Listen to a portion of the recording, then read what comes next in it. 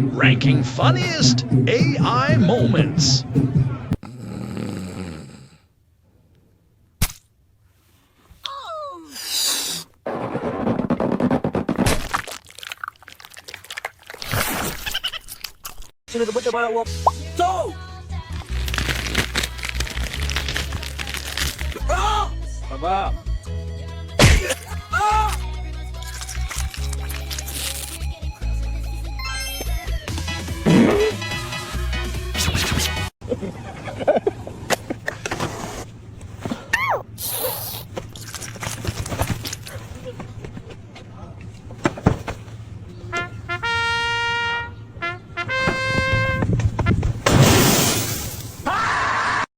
That will be $67.